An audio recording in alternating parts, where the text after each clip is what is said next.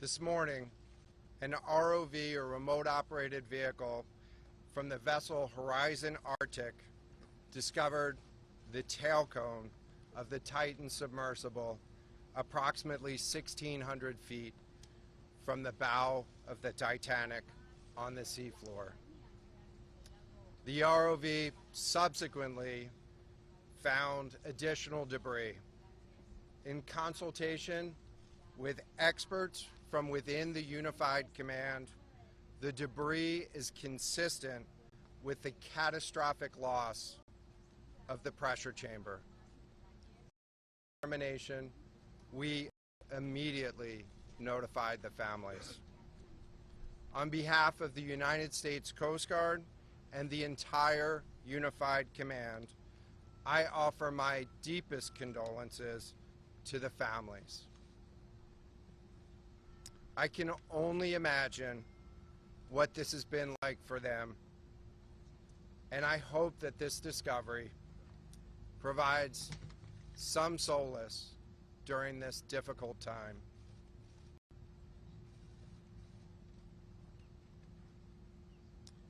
Additionally, we've been in close contact with the British and French Consuls General to ensure that they are fully apprised and that their concerns are being addressed.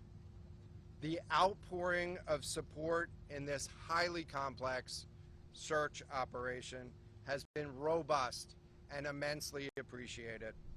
We are grateful for the rapid mobilization of experts on the undersea search and rescue, and we thank all of the agencies and personnel for their role in the response. We're also incredibly grateful for the full spectrum of international assistance that's been provided. The ROVs will remain on scene and continue to gather information. Again, our most heartfelt condolences go out to the loved ones of the crew. We'll now take questions. John, what other debris have you found? John, what other debris have you found? Can you talk about the delay in reporting the vessel missing and what impact that had on the recovery? Search and recovery?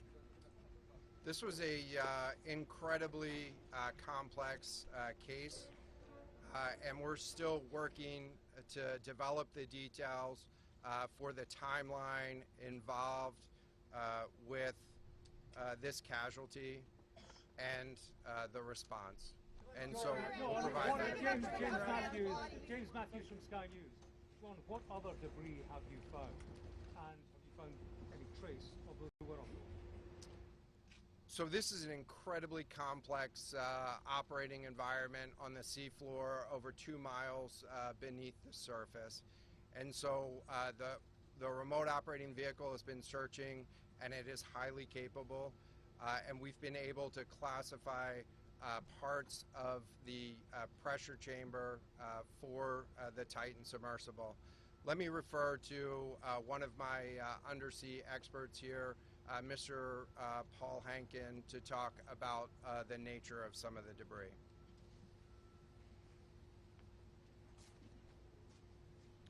Thank you, Admiral. So essentially we found 5 different major pieces of debris that told us that it was the remains of the Titan. The initial thing we found was the nose cone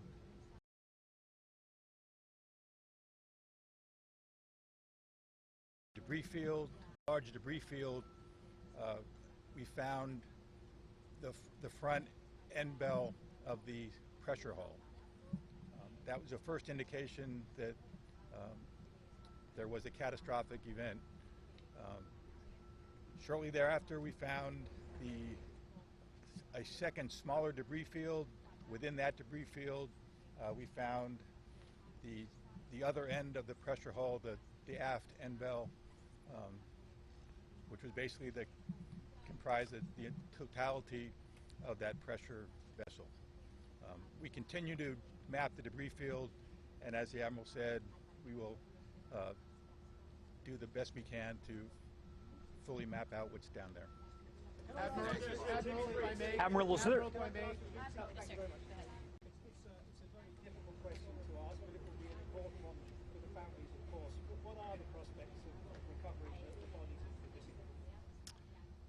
So the questions was related. I'm restating the question from the standpoint of sometimes it's hard to hear the question here. What are the for recovering crew members? And so this is a incredibly unforgiving environment down there on the seafloor, and the debris is consistent with a catastrophic implosion of the vessel. And so we'll continue to work and continue to search the area down there, but I don't have an answer for prospects at this time. Admiral, it's Tom Costello at NBC News. Is there any suggestion, any suggestion at all that the sub itself collided with the wreckage of Titanic, or that instead it might have imploded above the wreckage and then rained down nearby? So the question was, is there any question as to whether or not the sub collided with the Titanic or whether it imploded above and debris field created from that? So the location of the Titan submersible was in an area that was approximately 1,600 feet from the wreck of the Titanic. I have an expert here that is familiar with that area and can talk about the debris field and what the debris field indicates in terms of where the casualty may have occurred. Rear Admiral, really quickly, can you tell me when that... Wait, let's get the expert voice, please. Hang on a second. The expert voice is coming up to answer the question. Thank you, Admiral. So the question is, where does the wreck lie in relation to the Titanic? I didn't hear the Admiral's answer. I think 1,600 feet. Was that correct, Admiral? Yep, you got it. So that's off the bow of Titanic. It's in an area where there is not any debris of Titanic. It is a smooth bottom. To my knowledge and anything I've seen, there's no Titanic wreckage in that area. And again, 200 plus meters from the bow, and consistent with the location of last communication for an implosion in the water column. And the size of the debris field is consistent with that implosion in the water column. Thanks. Well, if I can ask you a question, in terms of the timing here, you say that this was a catastrophic implosion. And I know it's early on, but is it your estimation that this happened right at the moment when they lost contact, an hour and 45 minutes after their descent? So the question was about the timing of the catastrophic implosion. Right now, it is too early to tell with that. We know that as we've been prosecuting this search over the course of the last 72 hours and beyond, that we've had sonar buoys in the water nearly continuously and have not detected any catastrophic events when those sonar buoys have been in the water. So. Admiral, can you describe what happens from here, sir, in the next days and weeks in terms of finding any more debris? What happens from here? So we will, the question was, what happens from here? What's the next phase? And so right now, again, our thoughts are with the families and making sure that they have an understanding as best as we can provide of what happened and begin to find some closure. In terms of the large process, we're going to continue to investigate the site of the field. And then I know that there's also a lot of questions about how, why, and when did this happen. And so, those are questions that we will collect as much information as we can on now, while the governments are meeting and discussing,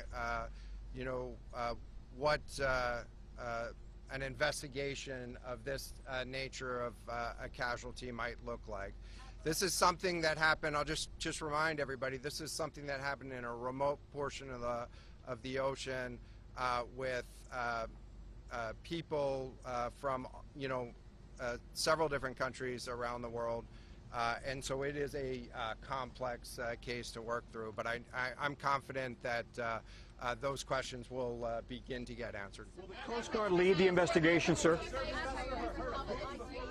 From the UK, is there any suggestion that time factors, speed, anything could have prevented this or saved the 5 people on board, or is this quite simply a catastrophic accident? The question was there any suggestion that time factors may have played a role or a consideration in the casualty here? And so the debris field is consistent with a catastrophic implosion of the vessel. Again, while we were prosecuting the search, we had listening devices in the water throughout and did not hear any signs of catastrophic failure from those. And so we're going to continue to investigate, or we're going to continue to document the information there and understand, based on all the information we have, the timeline. What does this mean for the resources required for the investigation? Which ships will be pulling out and coming in? So the question was, what are the resources required for the investigation, and which ships will be pulling out and staying in? And so it's too early for me to talk about an investigation. That's a decision that's going to be taken outside of the search and efforts that I was leading. But we do have a number of vessels. We have 9 vessels on the scene right now. We had medical personnel on scene. We had other technicians on scene. And so we will begin to demobilize personnel and vessels from the scene over the course of the next 24 hours. But we're going to continue remote operations on the sea floor, and I don't have a timeline for when we intend to stop remote operations on the seafloor at this point. Admiral, as a result of this, do you think there should be changes in the way these are safety rated or inspected so that this won't happen again? Yeah, the question was essentially about do you think that there should be changes in safety ratings or inspection for these standards?